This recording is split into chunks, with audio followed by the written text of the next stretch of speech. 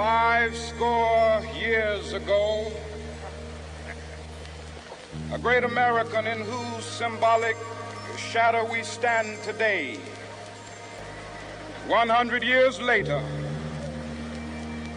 the life of the Negro is still sadly crippled by the manacles of segregation and the chains of discrimination. 100 years later, the Negro lives on a lonely island of poverty in the midst of a vast ocean of material prosperity.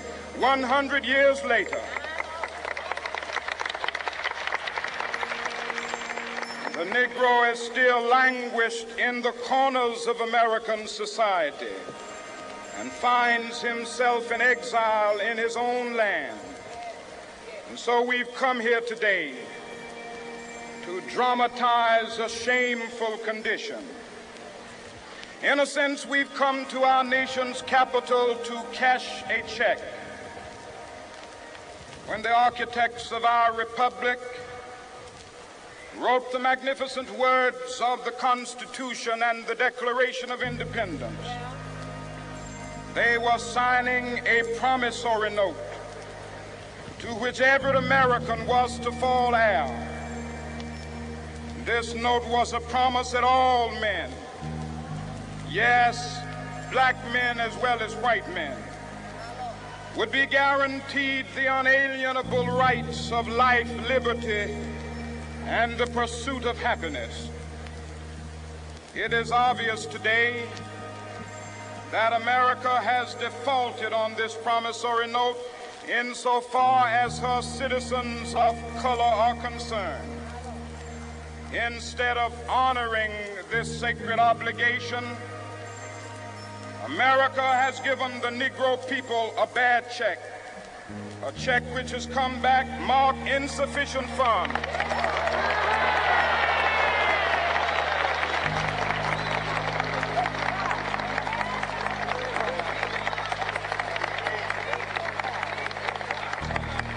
But we refuse to believe that the Bank of Justice is bankrupt. We refuse to believe that there are insufficient funds in the great vaults of opportunity of this nation. So we've come to cash this check, a check that will give us upon demand the riches of freedom and the security of justice.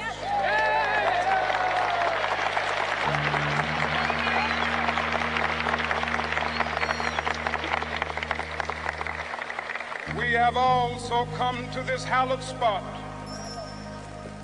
to remind America of the fierce urgency of now. This is no time to engage in the luxury of cooling off or to take the tranquilizing drug of gradualism.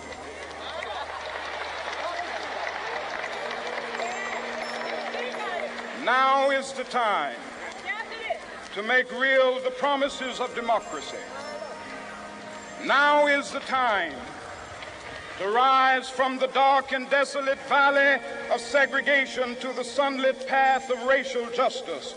Now is the time to lift our nation from the quicksands of racial injustice to the solid rock of brotherhood. Now is the time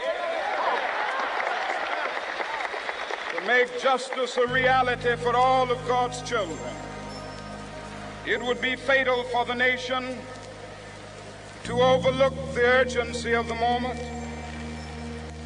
This sweltering summit of the Negro's legitimate discontent will not pass until that is an invigorating autumn of freedom and equality.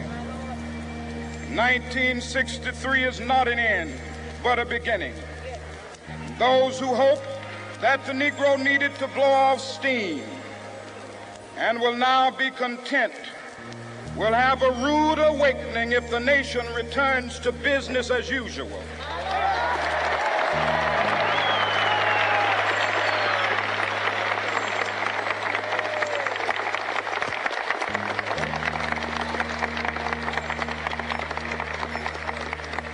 There there will be neither rest nor tranquility in America until the Negro is granted his citizenship rights.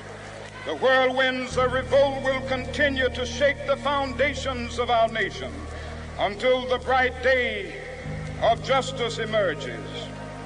But that is something that I must say to my people who stand on the warm threshold which leads into the palace of justice.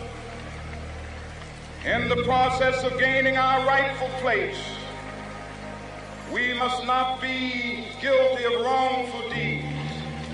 Let us not seek to satisfy our thirst for freedom by drinking from the cup of bitterness and hatred.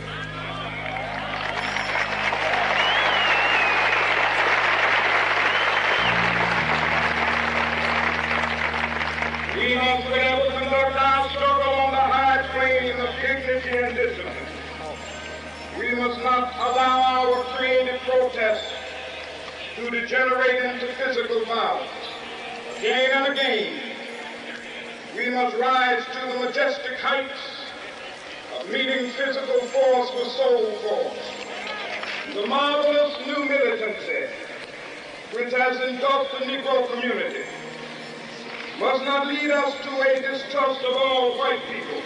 For many of our white brothers, as evidenced by their presence here today, have come to realize that their destiny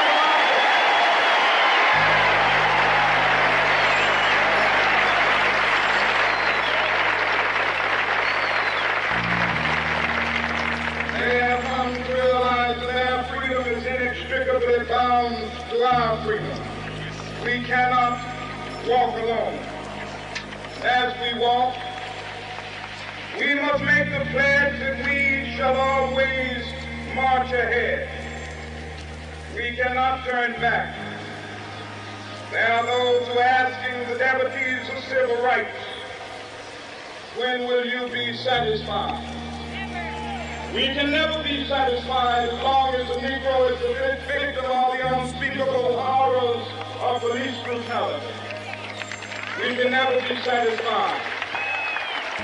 As long as our body is heavy with the fatigue of travel, cannot gain lodging in the motels of the highways and the hotels of the city.